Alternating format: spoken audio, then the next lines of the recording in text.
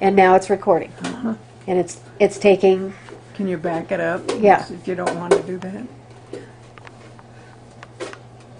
well, you don't have to worry about editing. You can press that button. There. It says record, and it's recording, and she's not saying a word. Okay, she's just looking beautiful, Yeah. right? That's me. Hello, this is the Baker Group. And the, Hope so. well, whoever you are, this is July 14th, 2007. And we have all the siblings together here. We got Aunt Roz. Aunt Roz, say something. Well, I am 87. Yes, I'm 87. In October, I'll be 88. Wow. Closing in on 90. And who's next in line? I'm from New Jesse? York. Aunt Mary. Gotta put that in. I'm Mary, and I'm 85, the 86 this fall. And I came over on the bus by myself from Denver. Aunt Jessie. Okay, I'm Jessie Grant, and I'm 83. And you came over in your car. I drove because I'm not driving. Yeah, I live here. I'm Edith, and this is my house. And you can They're smile. visiting me, thank goodness. I'm just 80. I haven't had a good day since I've been 80. That's all. I'm Dave. I'm 75, going on 115. And it's awful soon right now. Come live on, in gotta Denver. tell your age. Oh, just 80, only 75. 75, 75. Going on. Going on 150. Okay. All right. Okay. And today we'd like to take a look at a couple of the pictures from the albums and see what these guys remember so we can have it for posterity.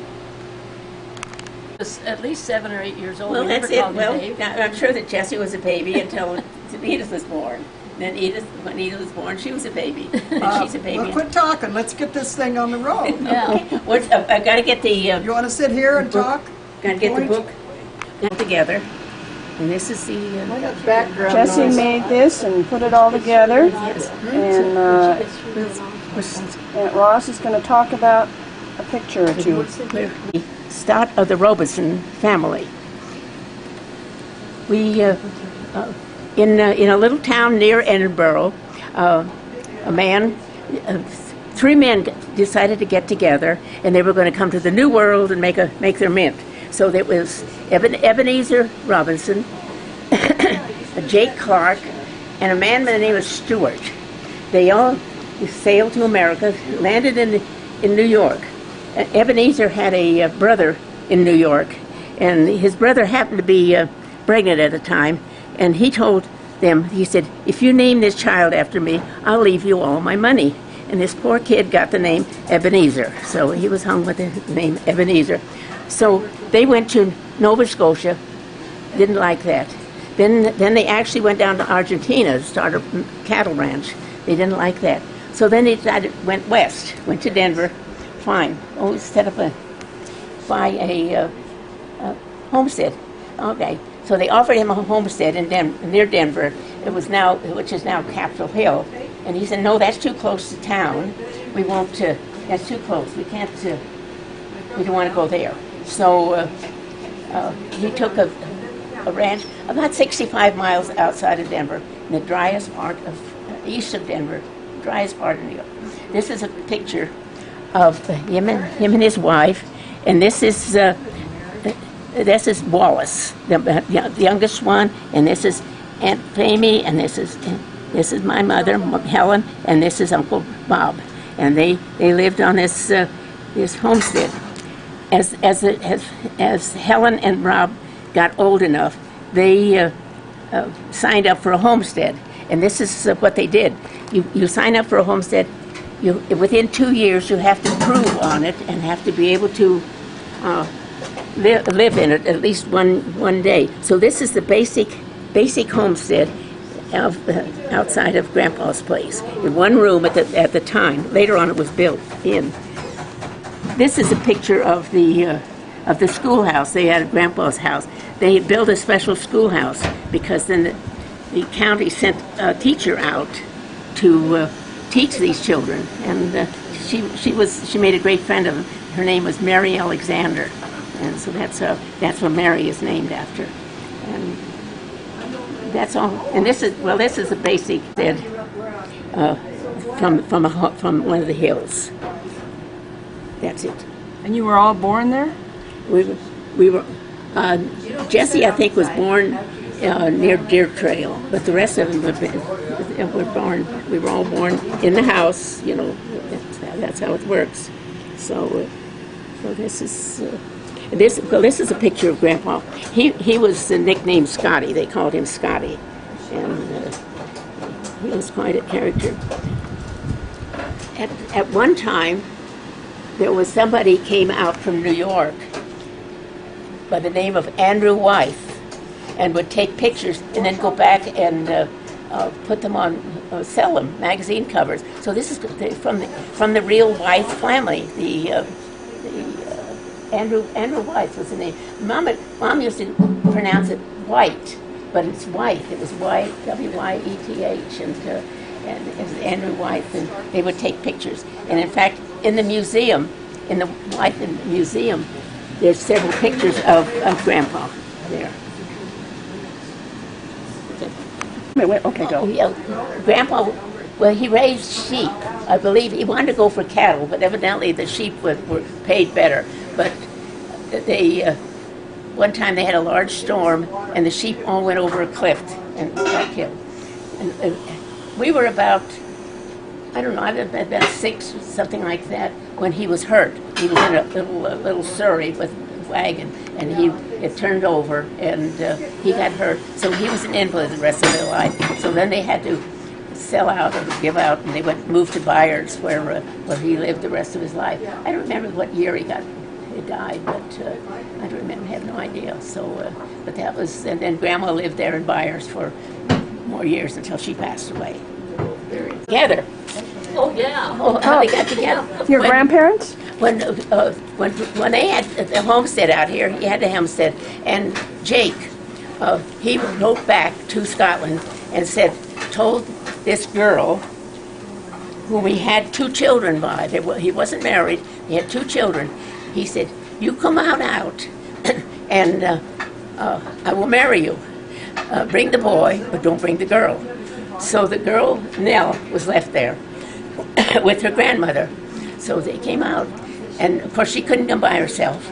So her sister came, and her sister was Sarah Grant, and that's our grandmother. And that's how they met, and they were married in Denver, not too far, actually, some relative of Andy's or something like that. It was some sort of a Scottish connection anyhow there. Well, wasn't it a man can afford to bring her out would marry her? Yeah. Sarah, our grandmother. Yeah. The grandmother. So Grandpa could afford to bring her. He could afford to the other guy. So that's how we got it. But I thought, They said he was a cowboy, just going through, and he stopped at the Robinsons and saw Helen, and then I don't know whether he later came back for her or anything, but it was love at first sight, supposedly. And Helen was one of the first women who proved up on a homestead by herself. She was still single when she got the homestead, and supposedly she lived over there by herself for a while. She had to in order to prove up for it. But anyway, I'm going to talk about the wonderful. That's your mom? Yeah, Helen. Yeah, wonderful gardens. Grandpa Baker had quite a green thumb, and he had the most wonderful gardens.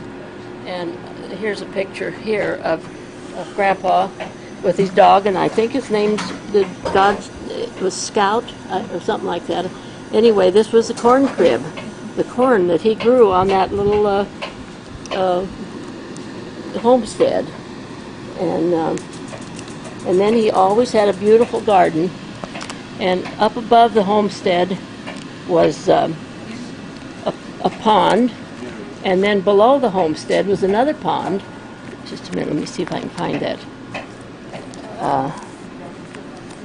And rainwater was the only source of water, was rain. Here, right here's one. It says Upper Pond.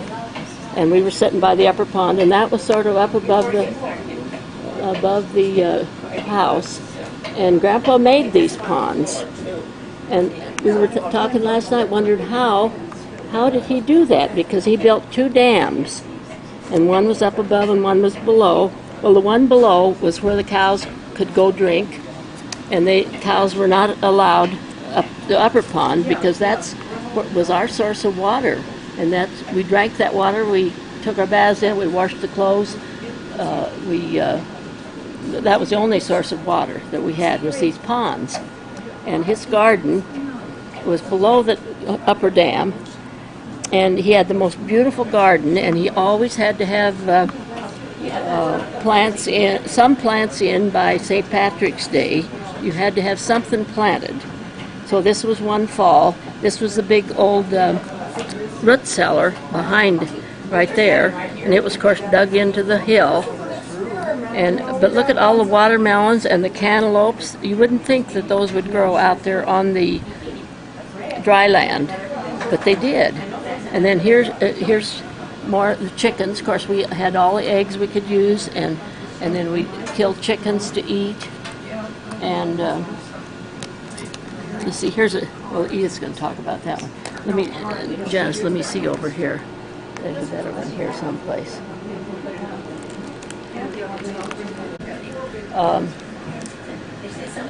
Every kind of vegetable, peas, green beans, carrots, onions, turnips, rutabaga, and lots of times in the summer we would have meals of nothing but vegetables. No meat, just vegetables. And of course we always had lots of eggs to eat, so we got a lot of good protein that way.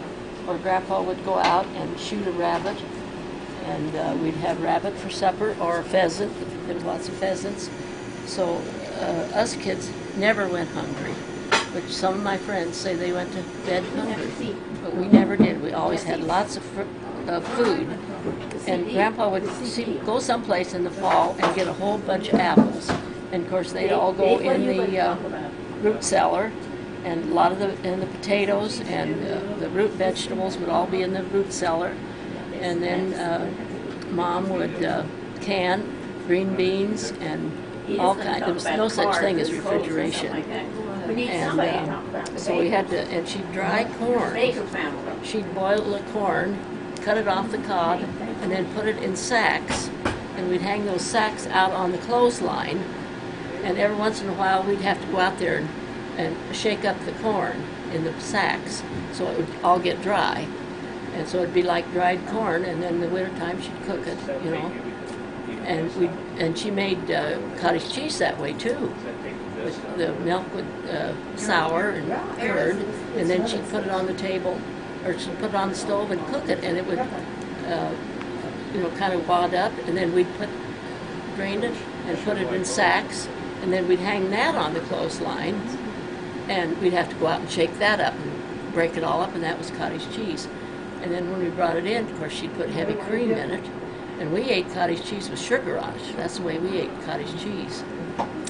And, well, I don't know, what else? You could talk all day about the homestead, and us kids all played with each other. We never had any other playmates. Once in a while on a Sunday, some of the cousins would come, but we played together, and I think that's why we love each other so much, because we played together all the time. We'd make mud pies, and after David was born, we'd play with him like a doll. You know, we'd put him in a little buggy and push him around, and so that's part of our heritage. Okay, go. This is a picture of our one-room school. That's Mary Rosalind, and her name was Dorothy Middlemas. That's Jessie, and these children here, Jessie thinks those were the teachers' children here. Oh, this is Edith, and then these were the teachers' children right here. And there was just one room, had a pot-bellied stove and an outdoor toilet, and that's where we went to school. So, Here. I guess I'm supposed to talk about when I was in the service. That's Jessie. She wants to talk about her days in the service. Janice? Might be low the bubble. We just can't put a splint out there. Wow. That's no problem. There's no problem. I don't need dates, do I? Well, you just look quick fighting it, David. This was when Roz was already in the spas, the Coast Guard. And she came home and she talked me join the Coast Guard. So that's what I did. Rifle, it's nice See, this was in the newspaper. but here it's brown. So what's been happening? That was before. Nice. This is down in Palm Beach. The Breakers Hotel, that's where we had our boot training. My dog tags.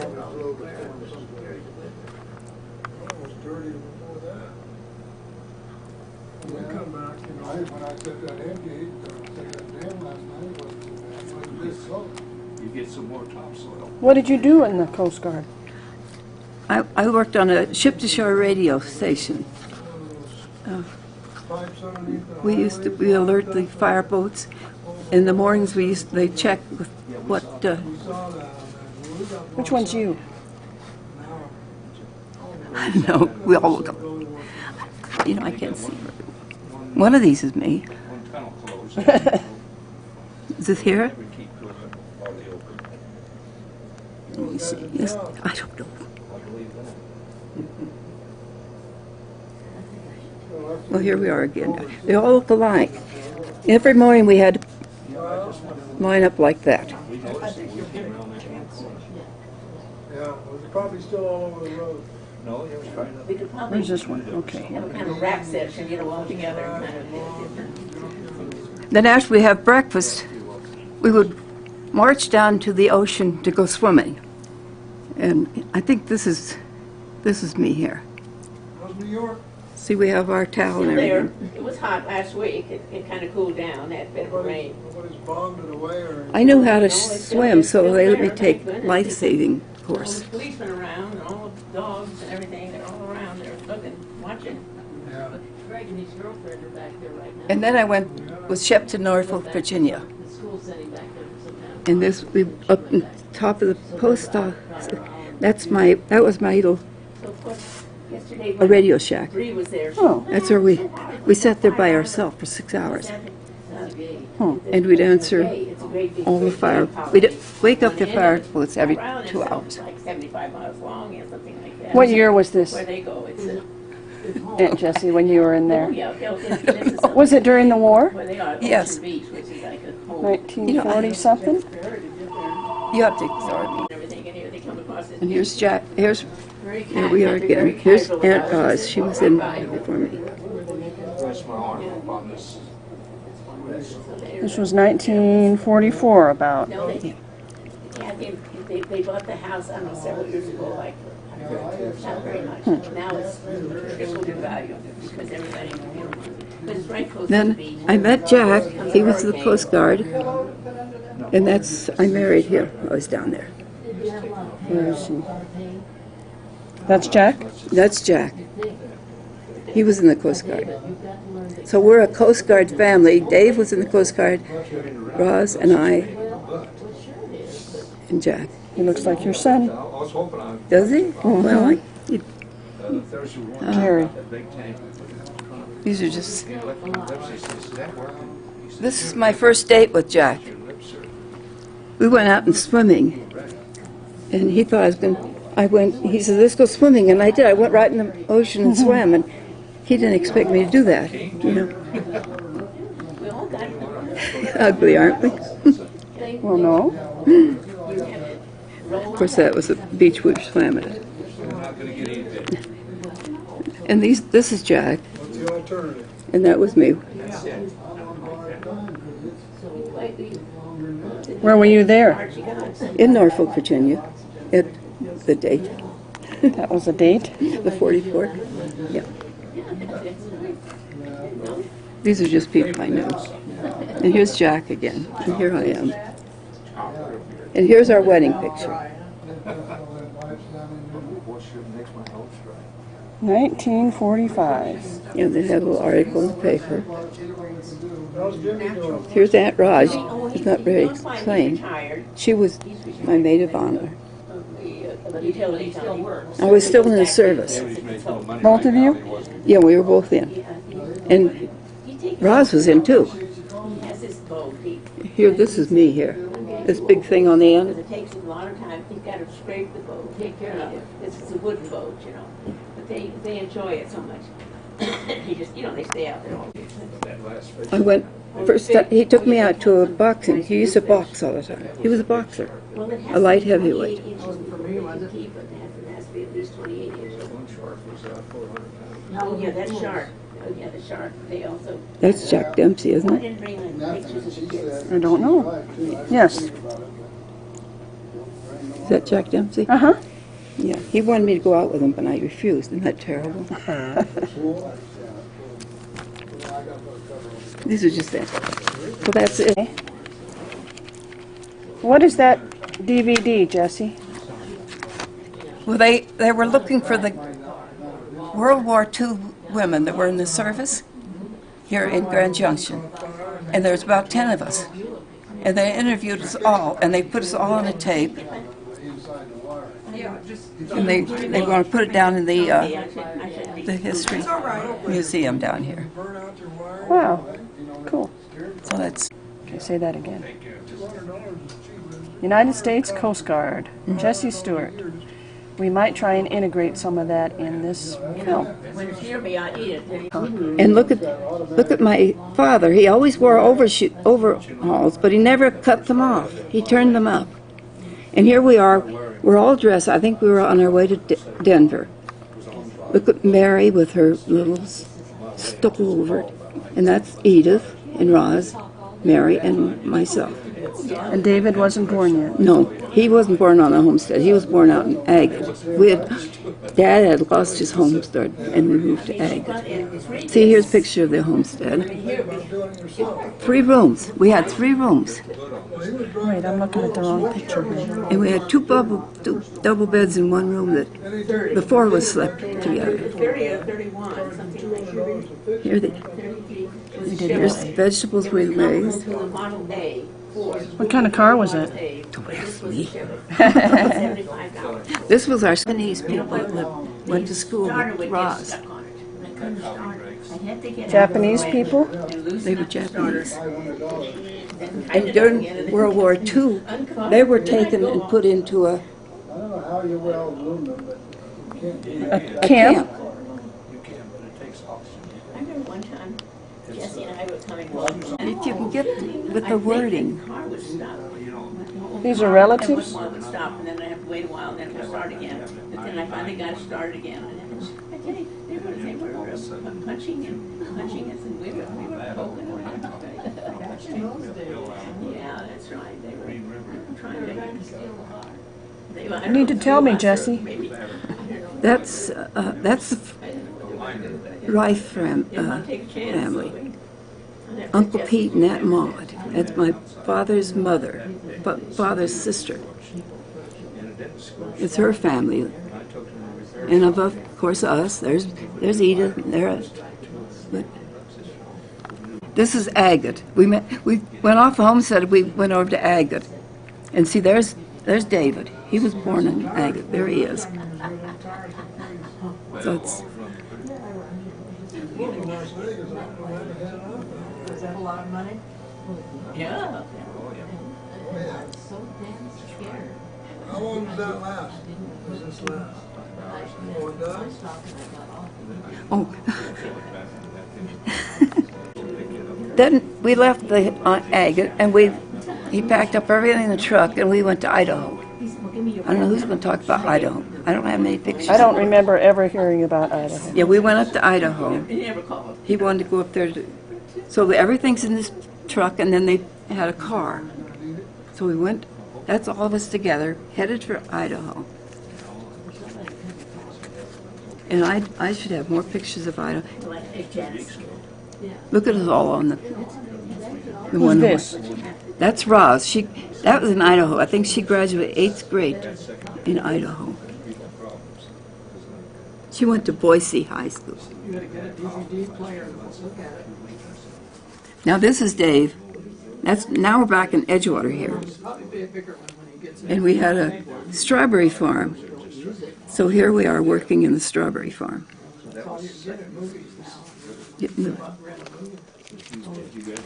Wait, let me get the picture of David here. Oh, What was the dog's name? Lady. The dog was Lady, had babies. This is some of the relatives.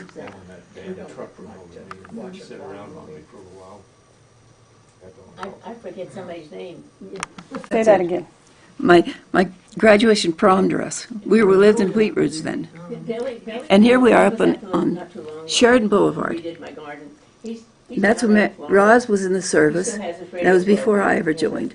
And that's Edith and then Mary. So in the 1940, Should have been about 41 or something. 41? No, be 43. 43. 43. What was he on? Bill. Bill, something Well, about the same thing. We saw him a couple of. He got an award for that. But that was a family picture That's what it Yeah. was. with Dave and then. Oh, yeah, know that. Yeah, That's your mom and dad and the four sisters? You want to know the names of them? This is me, Mary, Working at it. Edith, and Roz. Oh, yeah. There's Dad and there's Mom. Yeah, it's kind of And a Dave. Yeah, because that Poor Edith. Say who I am. I think we know who you are. Yeah. I like cars and wheels and stuff, and I love to drive. This picture I'm going to show you now is my dad when he was in World War I. He had a team of horses and a wagon, and they had a flu epidemic, and he hauled away the dead soldiers and put them in a common grave, and this is it. Tuesday, he's gonna be 30 years old. Whoa. There's a letter over there from Steve.